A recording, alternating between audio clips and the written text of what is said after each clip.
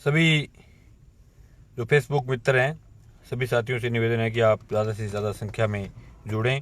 हम पिछले लंबे समय से चल रहे हिंदुस्तान के किसान आंदोलन पर, तो सभी किसान साथी, नौजवान साथी, हमारे विद्यार्थी साथी, हमारे व्यापारी मित्र, सभी से निवेदन है कि आप ज़्यादा से ज़्यादा संख्या में इस लड़ाई में जुड़ने का प्रयास करें।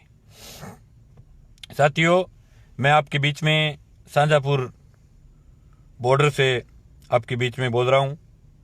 पिछले 63 दिन से हिंदुस्तान का किसान अलग अलग बॉर्डरों के ऊपर हिंदुस्तान के कृषि कानून को रद्द करवाने की मांग को लेकर के, एमएसपी पर फसल खरीद की मांग को लेकर के पूरे हिंदुस्तान का किसान लड़ाई लड़ रहा है। पूरे हिंदुस्तान का किसान इस बात के लिए सड़कों पर बैठा है। इस कड़कड़ाती ठंड में लोग सड़कों पर सो रहे हैं कि जो किसानों के खिलाफ जो कानून बने हैं, जो कृषि को बर्बाद करने वाले कानून बने हैं, उन कानूनों को हर सूरत में रद्द किया जाए।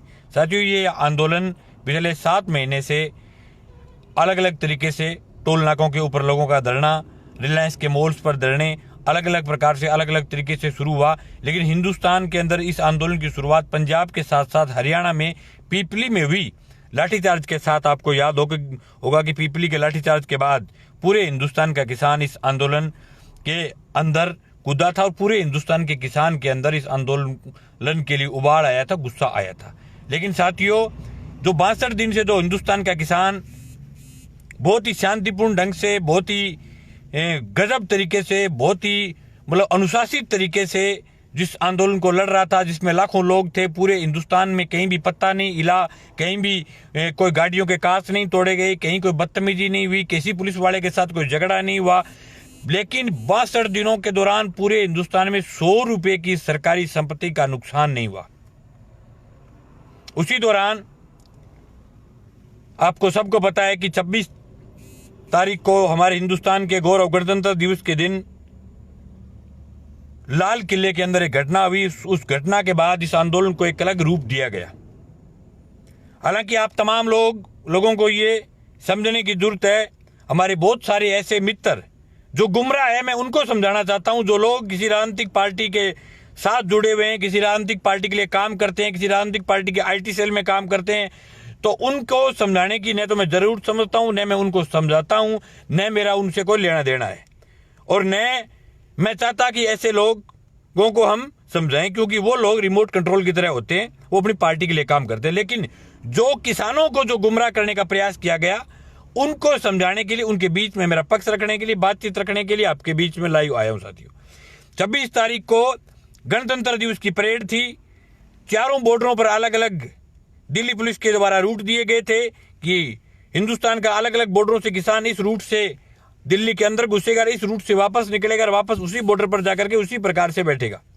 लेकिन हुआ क्या कि गाजीपुर बॉर्डर और सिंधु बॉर्डर और टिकरी बॉर्डर, जहां बहुत ज्यादा भीड़ थी, जहां आंदोलनकारी जो उम्मीद कर रहे थे, उस उम्मीद से भी ज्यादा लोग, लाखों की संख्या में लोग सड़कों पर उतर करके आए। जो लोग बहुत लंबे समय से घरों में बैठे थे, उनको भी संयुक्त मोर्चे के आह्वान का, सब चीजों का, रूट का, तमाम चीजों का कोई पता नहीं था। लेकिन वो तमाम लोग इस कृषि कानून के खिलाफ और किसान भाइयों की मदद करने के लिए घरों से निकल करके पहली बार सड़कों पर आए थे। उस दौरान आप तमाम लोगों को पता है कि हिंदुस्तान के लाल किले के अंदर, हम लाल किले को देखने के लिए जाएं तो भी आपको 10 जगह रूटीन चेकअप होता है, उसकी बाकायदा टिकट कटती है। और आम दिन इतनी बड़ी संख्या में फोर्स आम दिन में रहती है। उस दिन तो हिंदुस्तान का गणतंत्र दिवस था, माननीय देश के प्रधानमंत्री उस कार्यक्रम में आए हुए थे, तो आप उम्मीद करो कि कितने ज्यादा ताकत के साथ वहां सीआरपीएफ के जवान, वहां पुलिस के जवान, रैपिड एक्स फोर्स, यानी हर प्रकार की सुरक्षा वहां लगी हुई थी। लेकिन उसी दौरान बीजेपी के लिए काम करने वाला दीप सिद्धू, जो सुबह 8 बजे वहां झंडा लेकर के खड़ा था, और कुछ प्रायोजित लोग उस लाल किले में घुसे। उसके बाद हम ये नहीं कहते कि हिंदुस्तान का किसान नहीं गया लाल किले पर, वो गया है, इसमें कोई दो राय नहीं।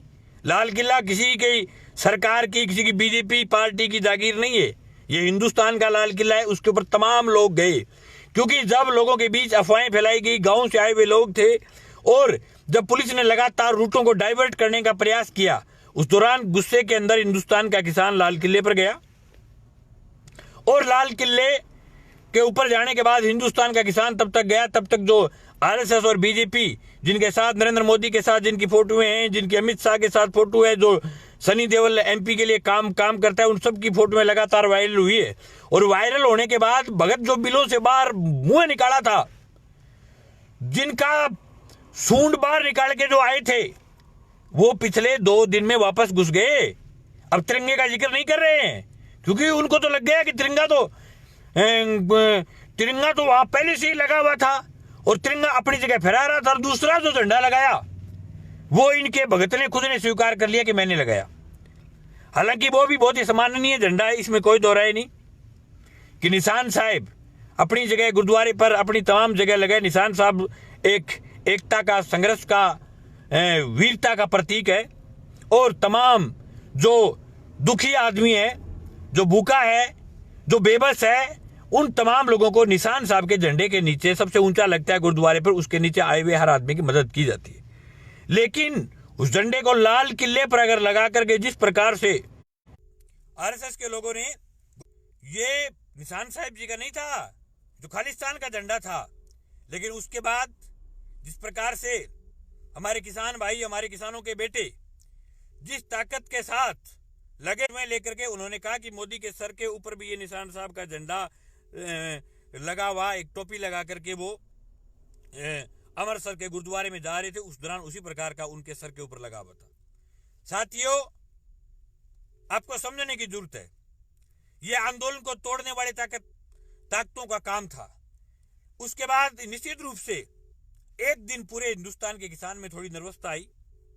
हालांकि जो समझदार लोग थे वो बॉर्डरों पर ज्यों के त्यों डटे हुए थे, और जो लोग सिर्फ परेड के लिए आए थे कि हमें परेड करनी है, और वापस बहुत सारे किसान थे भी हम वापस घरों में आएंगे, फिर जरूरत पड़ेगी दिल्ली का कोई बड़ा ऐलान होगा, वापस घरों के लिए गए थे। उसी दौरान क्या हुआ, उसी दौरान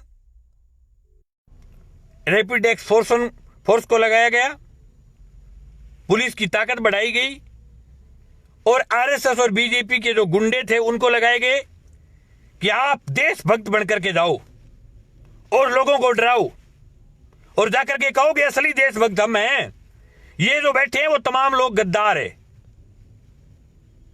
उसी का नजारा कल आपको देखने को मिला।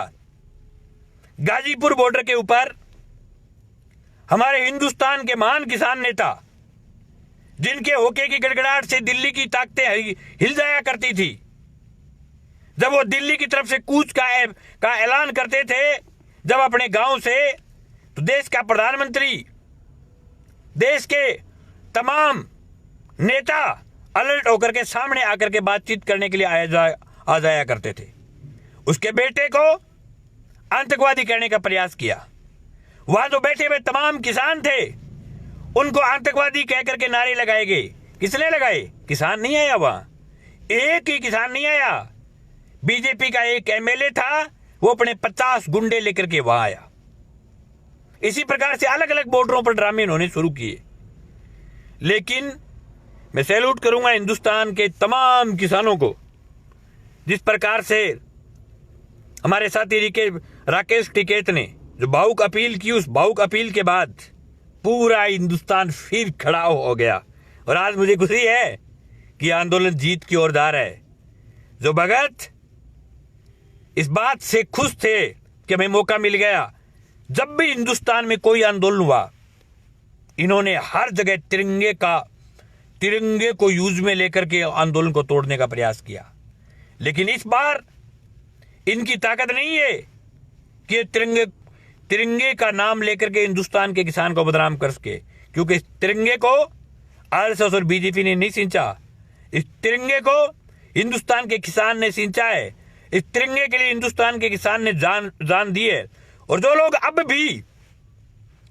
भी किसान के बेटों को ये बोल रहे हैं कि आतंकवादी है, मेरा उनसे निवेदन है कि वो मेरी फ्रेंड रिक्वेस्ट से हट जाएं। ऐसे लोगों के साथ मेरे को कोई संबंध नहीं रखना जो ये कहते हैं कि देश का किसान आतंकवादी है। शर्म आनी चाहिए आपको। क्या लाखों लोग आतंकवादी हो सकते हैं? हर आंदोलन में हर आंदोलन में छोटे मोटे झगड़े होते रहे, लेकिन आप बीजेपी के द्वारा तैयार किए हुए प्रोपेगेंडे के तहत आप अगर हिंदुस्तान के किसान को आतंकवादी बताना चाहते हो तो मुझे ऐसे मित्रों की 1% जरूरत नहीं, वो मेरी फ्रेंड लिस्ट से तुरंत हट जाएं। और मुझे ऐसे लोगों की जिंदगी में कभी जाकर के हाथ जोड़ करके ये भी नहीं कहेंगे कि आप हमें वोट दीजिए, आप हमारे साथ रहिए। ऐसे लोग जो किसान के नहीं हो सकते वो किसी के नहीं हो सकते, मुझे इस बात का पता है। ऐसे गद्दार अंग्रेजों के टाइम में भी हुआ करते थे, जो अंग्रेजों को मुखबरी दिया करते थे। चंद्रशेखर आजाद की मौत ऐसे गद्दारों के कारण हुई थी हिंदुस्तान में। ये किसान कौम के गद्दार हैं जो आज किसान को आतंकवादी बता रहे हैं। आज मुजफ्फरनगर में 1 लाख लोग इकट्ठे हुए हैं। क्या 1 लाख लोग आतंकवादी हो सकते हैं एक देश में? सिंधु बॉर्डर पर 1 लाख लोग बैठे हैं, क्या वो 1 लाख लोग आतंकवादी हो सकते हैं? टीकरी बॉर्डर पर 2 लाख लोग हैं, क्या हिंदुस्तान के अंदर 5-5, 7-7 लाख आतंकवादी हो गए? सोचना चाहिए। लेकिन मजे वाली बात यह कि कल रात के बाद इस आंदोलन का माहौल बदला है। मेरा लाइव आने का मकसद ये कि आप जहां भी बैठे हैं, घरों के अंदर बैठे हैं, आप घरों से निकलिए। आप जिस भी बॉर्डर के आसपास है उस बॉर्डर पर जरूर घरों से निकल करके उस बॉर्डर पर आइए। अभी संयुक्त किसान मोर्चे ने जो 31 तारीख का जो कार्यक्रम को वापस लिया था, अभी संयुक्त मोर्चे की तुरंत कल तक बैठक होगी और संयुक्त मोर्चा आगे का और शानदार कार्यक्रम देगा। और ये आंदोलन पहले से ज्यादा मजबूती के साथ ताकत नहीं कि बीजेपी और आरएसएस के लोग आंदोलन को तोड़ने के लिए किराए की गुंडे लेकर के बकवास करेंगे। आज सिंधु बॉर्डर के ऊपर जिस प्रकार का ड्रामा इनके द्वारा किया गया, जो किसान है वो खड़े खड़े किसान एकता के नारे लगा रहे थे, अखंड पाठ कर रहे थे, लेकिन ये रामखोर पिल्ले पत्थर फेंक रहे थे उनके ऊपर तिरंगे लेकर के। आप तिरंगे लेकर के हिंदुस्तान के किसान को गोली मार सकते हो क्या? आपको तिरंगा दे दिया मतलब आपको AK-47 का लाइसेंस मिल गया क्या? तिरंगा हमारे पास भी है, हम भी तिरंगा लेकर के जब आपका मुंह कूटने लग गए तो क्या होगा आपका? लेकिन ये इतने डरपोक कौम है, आप आरएसएस से ज्यादा डरपोक हिंदुस्तान में कोई कौम नहीं हो सकती। हमारे यहां शांतापुर बॉर्डर पर आए थे, तेल लगे हुए लठ दिखाए, तितर हो गए सबके सब, और फिर चैलेंज है हमारा, आके दिखाओ, कराओ बॉर्डर खाली। आरएसएस और बीजेपी में औकात है तो ये किसान के बेटे हैं। आप जैसे आराम की खाने वाले लोग नहीं है, आप तो बीजेपी के टुकड़ों पर पलते हो। आप तो जो अंडानी और अंबानी के गुर्गे हो। आपका मोदी अडानी और अंबानी के रखेल रखना चाहता है पूरे हिंदुस्तान की जमीन को, लेकिन ये किसान जो है वो धरती का सीना पाड़ करके हिंदुस्तान का पेट भरता है। अंगा तमाई ठन ओढ़ा वे पोला पोला कौन रेडा वे आरएसएस। मेरा निवेदन है कि आप जैसे पहले बिलों में थे वापस बिलों में चले जाओ। आरएसएस के लोग वापस बिलों में चले जाएं, आगे ढक्कन में लगा देगा। थे बारे ना निकलो, आए ठंडोड़ा हाथा कनियो घटी इलाज करवाओगा बिना मतलब को। थारे बहुत लिखे थारो हिंदुस्तान की आजादी के टाइम से थे बहुत बारी इलाज करवाए हुए। आज जिस सिंधु बॉर्डर पर आप देख रहे थे कितने किसान प्यार से खड़े थे, आप पत्थर मार रहे थे, रुपए से घुमा के पुट्ठी दार थारे तो आदमी सोई है आरएसएस का। और उसमें भी बेचारे बीच में पेट्रोल पंप वाले वो कह रहे थे मारो तो पेट्रोल पंप वो काम कौन था लेते दारिया। ये हम भी मानते हैं कि जहां बॉर्डरों पर किसान बैठे उसके आसपास के छोटे व्यापारी बड़े व्यापारी उनके कामकाज में थोड़ी प्रॉब्लम आती है, इसमें कोई दो राय नहीं। लेकिन ये किसान के आन बान शान का सवाल है, इसलिए हम माफी मांग करके अगर किसी का छोटा मोटा व्यापार खराब हो रहा है तो हम उन तमाम लोगों को हम कहना चाहते हैं कि जब देश का किसान नहीं बचेगा तो आपका काम कैसे बचेगा। लेकिन एक बात है कि हिंदुस्तान के हर आंदोलन में इनके दंगाई आते हैं। आज हरियाणा की पुलिस खड़ी थी और उनके साथ पत्थर चला रही थी। मेरा हरियाणा पुलिस के तमाम जवान उनसे निवेदन है कि आप किसान के बेटे हो, आप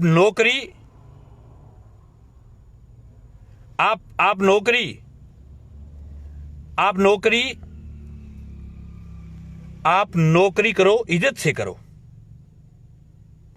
आपसे मेरा निवेदन है आपको ऊपर अगर इस प्रकार का दबाव बनाए सरकार, तो आप भी फेसबुक पेजों पर वीडियो बना करके लाइव होकर के सरकार को कहें कि हम नौकरी करते हैं, इज्जत के साथ करते हैं, हम हमारे जो बुजुर्ग हैं उनको पीटने के लिए नहीं करते।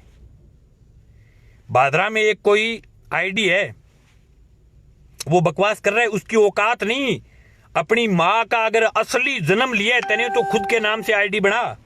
राष्ट्रवादी सरपंच, अगर असली माँ का जन्म लिया है तो खुद के नाम से आईडी बनाओ। राष्ट्रवादी सरपंच तू ही है क्या देश में? क्या होता है राष्ट्रवादी सरपंच? और मेरा उन तमाम किसान साथियों से निवेदन है कि बादरा के थाने में ऐसी बकरियों पर मुकदमा दर्ज करवाएं जो अपने नाम की आईडी, मैं जो बात कह रहा हूं वो खुला दिल से कह रहा हूं, मैं मेरे फेसबुक पेज से लाइव होकर के कह रहा हूं।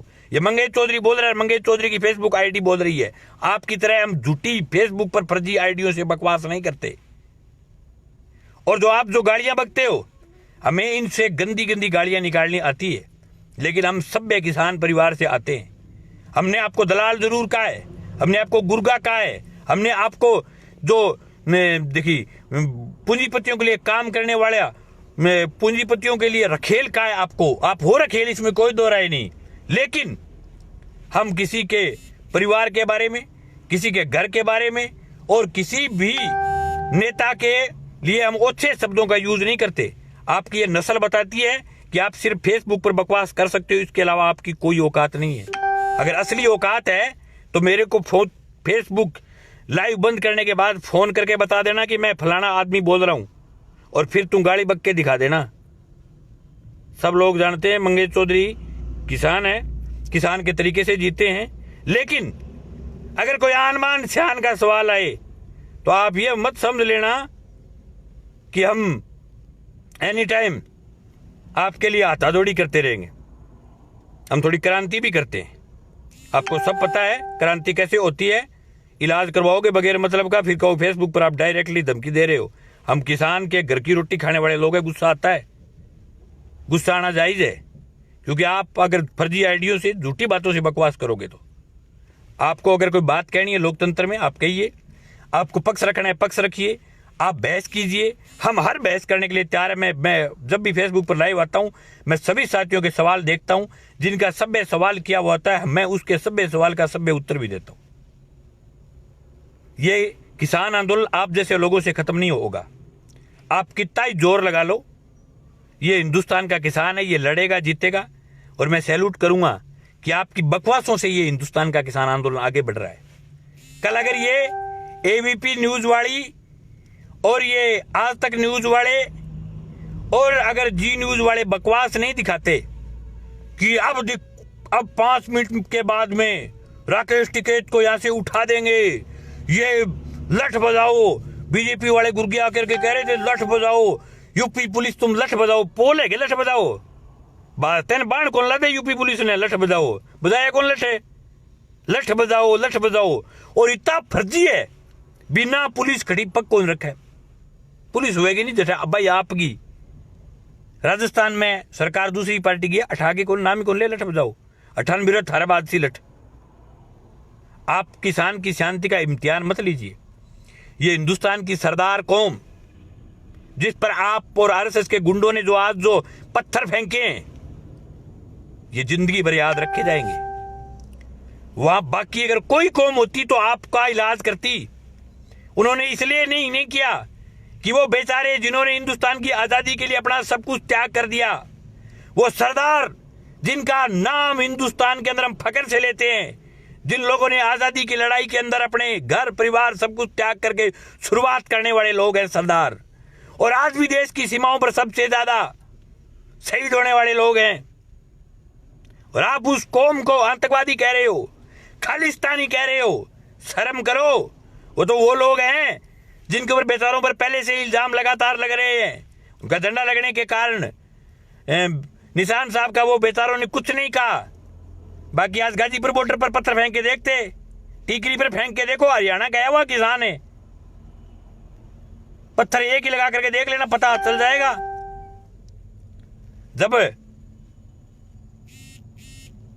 जब शांति के साथ किसान लड़ रहा है और आप उसकी शांति की परीक्षा ले रहे हो,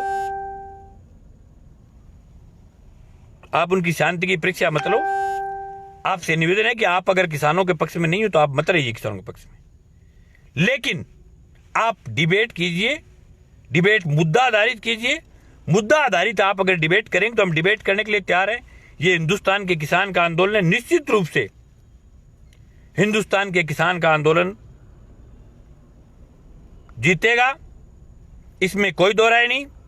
और जो कृषि कानून है वो केंद्र सरकार को वापस लेने होंगे।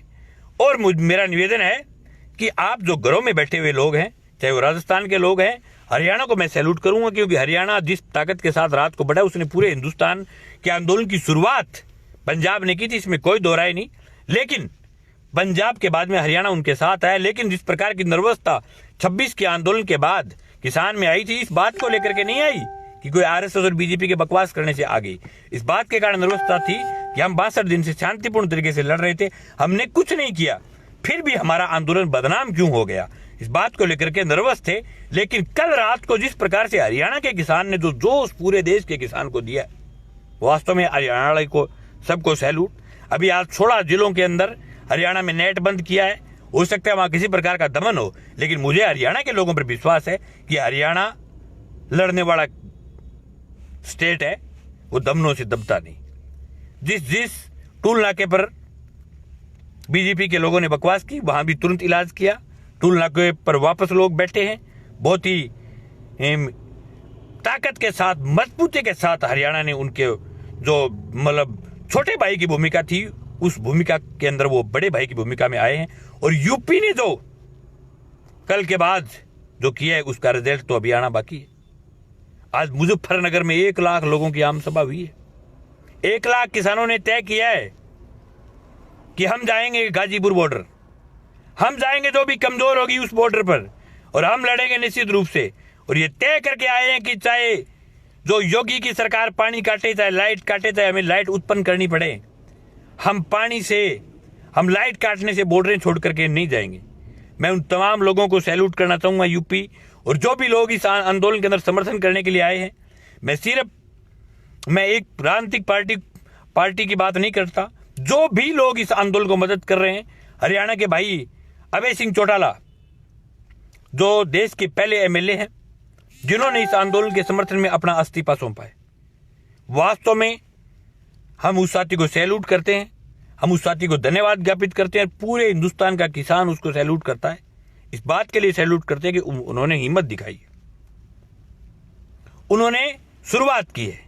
आज आरएलडी के प्रमुख जयंत चौधरी किसानों के समर्थन में मंच पर आकर के भाषण नहीं दिया, लेकिन मंच के बाहर बैठ करके पानी पिला करके गए हैं, मदद करके गए हैं, और आज की सभा में ये खुला कह करके गए हैं कि किसानों के लिए जान देने के लिए तैयार है। आम आदमी पार्टी जो दिल्ली की जो जिनकी सरकार है, जिसी प्रकार से यूपी की सरकार ने किसानों का पानी और किसानों का जो लाइट काटी, रातों रात आम आदमी पार्टी जिसकी दिल्ली में सरकार है, उस सरकार ने पानी और लाइट की व्यवस्था की, हम उनको भी सैल्यूट करते हैं। जो भी लोग इस आंदोलन में आ रहे हैं, चाहे वो किसी राजनीतिक पार्टी का आदमी, सबका स्वागत है। हरियाणा के अंदर जो अपने को पूर्व मंत्री माजरा जी है जो कि भाजपा में थे, उन्होंने भाजपा छोड़ी है, उन लोगों का भी बहुत बहुत आभार, बहुत बहुत धन्यवाद। हरियाणा के चौधरी वीरेंद्र सिंह ने भी बयान देकर के कोई समर्थन किया है, ऐसा मेरे सुनने में आया है।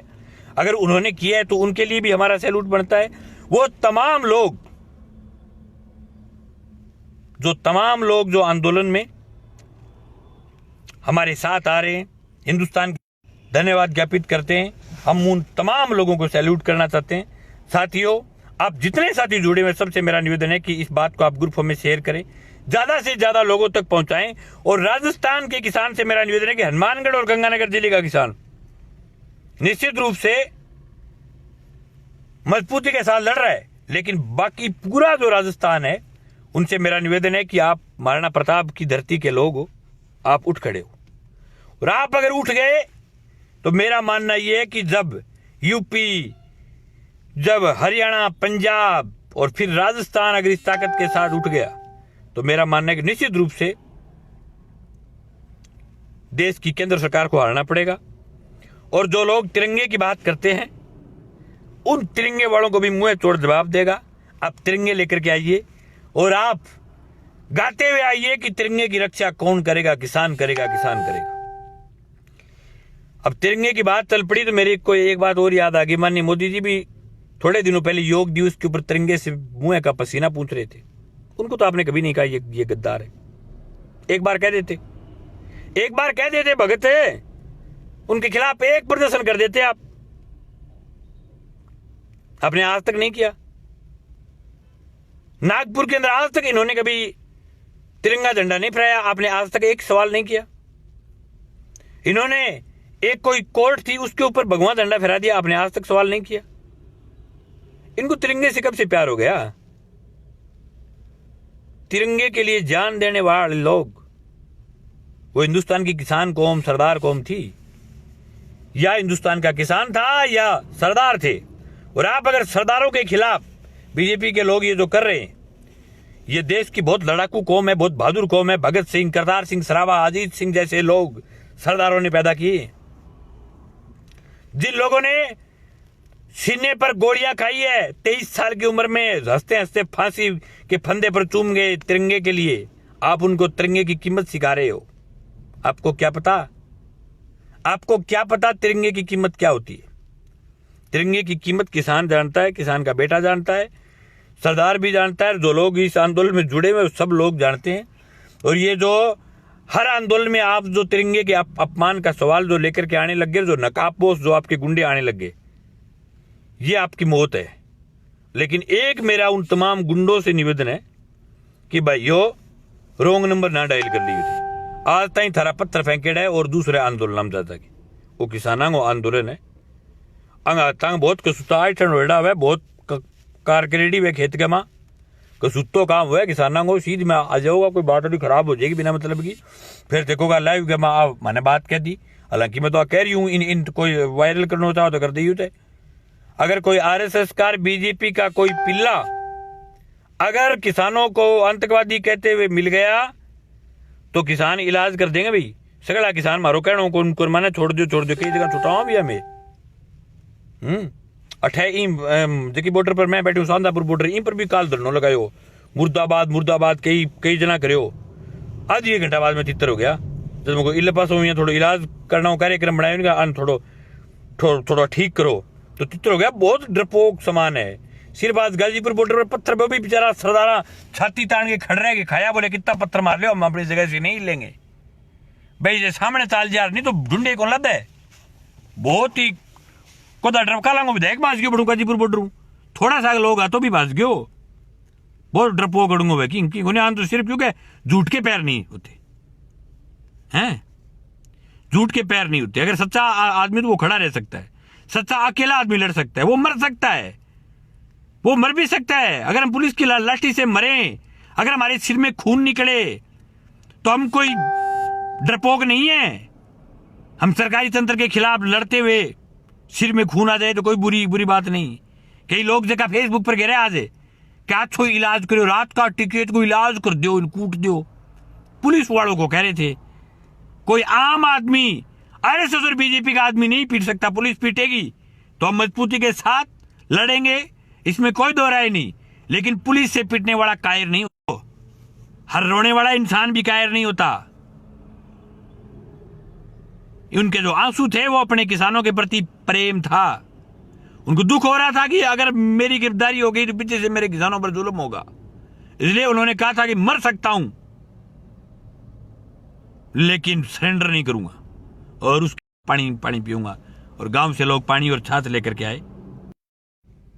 उसी छाछ और पानी को पीने के बाद उसी छाछ और पानी को पीने के बाद पूरे हिंदुस्तान के किसान के अंदर एक नई लहर जो फूटी है। निश्चित रूप से वो पूरे हिंदुस्तान के किसान का एक नया कारवां बनाएगी। अभी एक सौरभ राय नाम की एक फर्जी आईडी है, उसने लिखा है कि जो 26/11 को हुआ है वो ही अब 26/1 को हो गया। इसलिए क्या हो गया अभी 26/1 को? किसान ने क्या किया? बीजेपी का दीप सिद्धू था, गोली मार दो, आप जाओ पकड़ लो, उस पर एफआईआर किसानों के कहने के बाद हुई है। बीजेपी का बहिष्कार करो, देश में इनके खिलाफ भगो, इनका इलाज करो। बीजेपी ने भराया भाई। इनका दीप सिद्धू पकड़ा गया और आंदोलन में कोई लेना देना नहीं था उसका, और लाखों का लोगों का आंदोलन होता है, उसमें आपका और आपकी राज की पार्टी का ये काम होता है कि ऐसे लोगों को घुसाया जाए जो आंदोलन को बदनाम कर सके। तिरंगा फहराने वालों में गुरनाम सिंह चढ़ूनी, राजेवाल जी, जो हरियाणा के जो अपने उग्रान जी, राकेश टिकैत, ये तमाम लोग कोई थे, अमराराम थे, किसानों का कोई नेता था, उनको तो बेचारों को जाने ही नहीं दिया। पुलिस ने सभी जगह रोक लिया। दीप सिद्धू को सबसे पहले कार्ड बना के भेज दिया लाल किले में, और लाल किले में यूं ही कोई घुस जाता है सुबह ही, तो फिर तो सुरक्षा है ही नहीं। फिर तो मोदी जी को तो इस्तीफा दे देना चाहिए कि भाई मैं लाल किले की सुरक्षा नहीं कर सकता। फिर तो लोग पता नहीं कहां कहां घुसेंगे। फिर लाल किले की सुरक्षा नहीं होती तो फिर आप किस काम के हो भाई? इस आंदोलन को समझो और आप रटी रटाई बातें मत करो।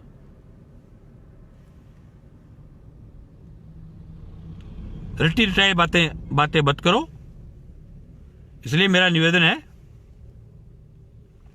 आप तमाम साथी जो किसानों के पुत्र हैं, जो हमारे मित्र हैं, वो तमाम साथी मेरी फेसबुक पेज पर लाइव आने का सवाल ये है कि आप राजस्थान के जो साथी मेरे साथ जुड़े हुए हैं, वो तमाम साथी घरों से निकले और शाहजहांपुर बॉर्डर की तरफ आए। हालांकि हमारी बॉर्डर बिल्कुल सुरक्षित है, किसान डटा हुआ है, रोज की संख्या बढ़ रही है, इसमें कोई दो राय नहीं कि हम हिलेंगे नहीं। हमारा हौसला मजबूत है, हमारा हौसला जीत करके घर की तरफ जाएगा, इसमें कोई दो राय नहीं। और मेरा एक दूसरा निवेदन ये कि जिस बॉर्डर पर भी दमन हो पुलिस का, जिस बॉर्डर पर आरएसएस और बीजेपी के लोगों के जो नकाबपोश आए, नकाबपोशों का इलाज जरूर कीजिए। आपको डिबेट करनी है, आपको बहस करनी है, आप मुद्दे पर आइए, आप माइक लेकर के आइए, हम आपके साथ डिबेट करने को तैयार हैं, हम कृषि बिल पर बोलने को तैयार हैं। लेकिन जो फर्जी आइडिया बना करके जो लोग बकवास करते हैं, जो लोकल की जो फर्जी आइडिया बना रखी है, जैसे कोई बादरा के नाम से बना रखी है, कोई नौर के नाम से बना रखी है, कोई किसी के नाम से बना रखी है, जो अपनी पूरी तहसील को बदनाम करते हैं, इस प्रकार के गलत बयानबाजी करके उनके ऊपर लोग मुकदमा दर्ज करवाएं, उनका इलाज करें। इससे पता चलेगा कि ये कौन लोग थे। आईडी बाकायदा सर्च की जा सकती है, उसका पता चलता है। अगर आपको बात करनी तो मेरी तरफ खुले आकर के कहिए, हम तो फेसबुक पर लाइव होकर के कह रहे हैं बात। और हमारे नेट की प्रॉब्लम रहती है तो थोड़ा दूर आकर के लाइव होना पड़ता है। दिन में बहुत ज्यादा ट्रैफिक रहता है हमारे, मैं जिस बॉर्डर पर हूँ उसके आसपास बहुत दूर जाना पड़ता है, तो शाम को हम हमेशा आते हैं। शाम को बहुत सारे साथी जुड़ जाते हैं, दिन में साथी कोई कामकाज में, कोई खेत में, कोई कहीं अपने अपने तरीके से बिजी रहता है। इसलिए मैं एक दिन छोड़ करके एक दिन आपके बीच लाइव आकर के बातचीत करता हूँ। जब भी कोई मुझे लगता है कि हमें इस मुद्दे पर बातचीत करनी चाहिए तो हम बातचीत करते हैं। बहुत सारे साथियों के जो सवालों के है वो भी मैं जवाब देने का प्रयास मैं लगातार बीच में करता रहता हूँ। आपके जो भी सुझाव है वो सब सुझाव को हम शामिल करेंगे, और बार जब लाइव आऊंगा तो उन तमाम साथियों के जो सुझावों को उनके जो सुझावों को शामिल करके उनके अगर कोई सवाल है तो मेरा निवेदन है तो आप तमाम साथियों की बातों का हम उत्तर देंगे, इसमें कोई दो राय नहीं। हर सवाल के उत्तर मिलेंगे और सुझाव है उनको हम हमारे आंदोलन में शामिल करेंगे। और बहुत सारे लोग जो उल्टे सुल्टे सवाल करते हैं उनके उत्तर देना मैं मुनासिब नहीं समझता। अभी एक राकेश टिकैत के लिए एक लिख रहा है, अरे वो डकैत शाम को कौन सा ब्रांड पीता है, बेचारे का कंठ बैठ गया, उसका आज शाम को थोड़ा संतरा खिलाओ, सर्दी में अच्छा रहता है। अब इस बात का क्या मतलब है? कौन डकैत, कौन टिकैत? आपको पता है कि हजारों लोग रहते हैं, लोगों के बीच में रहना पड़ता है। और शराब अगर किसी ने कौन से ब्रांड पी नहीं पी वो उसका आंतरिक मामला, उसका निजी मामला है, कौन पीता है कौन नहीं पीता, इस बात से आपको क्या लेना देना है। लेकिन आप जिस प्रकार की भाषा का यूज कर रहे हो, टिकैत से जो डकैत बता रहे हो, आप बताते रहो। ये जितना आप डकैत बताओगे टिकैत से, जितनी आप बकवास करोगे उतनी इस आंदोलन में धार आएगी, तेजी आएगी। आपको पता है आपने कल की जितनी बकवासें की उसका फायदा ये हुआ कि गाजीपुर पर लाखों लोग आ रहे हैं। आप तो जितनी होती है उतनी बकवास करो। आप जितने बिल से बाहर अपने मुंह को निकालोगे ना, आरएसएस वालों, बीजेपी वालों, उतना ही किसान आंदोलन मजबूत होगा। आप आंदोलन को तोड़ नहीं सकते, आपकी कोई औकात नहीं, आपकी न आपने जिंदगी में कोई आंदोलन किया है, न आपको तोड़ने का पता है। ये किसान का अन्नदाता, ये देश का अन्नदाता है। आपसे ये आंदोलन नहीं टूटेगा, आपकी बकवासों से भी ये आंदोलन कमजोर नहीं होगा। है तो मेरा आपसे निवेदन है, ये जो और जो बहुत सारे साथियों ने कहा है कि राजस्थान के जो किसान साथी है वो अभी आंदोलन में कम जुड़ रहे हैं। मेरा आपकी बात सही है कि राजस्थान के किसानों से मैं बार बार अपील कर रहा हूँ। हमारे साथी आज बादरा के विधायक बलवान पूनिया भी इसी बॉर्डर पर आज रात को यहीं रुके हुए। हालांकि नगर पालिका के चुनाव थे, उस कारण वो लंबे समय से अपने नगर पालिका के चुनाव में व्यस्त थे, इसमें कोई दो राय नहीं। लेकिन आज वो यहीं इस बॉर्डर के ऊपर है और नौर बादरा और हनुमानगढ़ गंगानगर जिले दोनों जगह से खूब सारे लोगों की उपस्थिति यहाँ लगातार रही है। और मैं उम्मीद करता हूँ कि बाकी जिलों के जो लोग हैं वो लोग भी आएंगे और आसपास के लोग है उनसे भी मेरा निवेदन है कि आप भी आएँ। एक फेफाना के दीप ढाका ने बहुत ही शानदार बात लिखी है। उन्होंने कहा कि मंगेश फेफाना के किसान आने का प्लान बना रहे।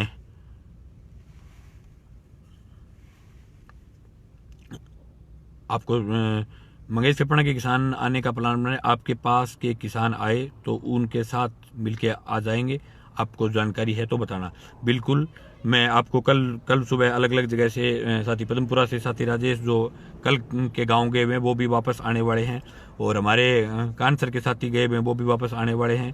हमारे बहुत सारे गाँव के किसान, हमारे नौजवान साथी जो नौर में है वो आने वाले हैं, उनके साथ आ जाएंगे। बाकी आपको रूट बता दिया जाएगा, आपको रास्ता बता दिया जाएगा, वो आएंगे तो उनके साथ आप आ जाना।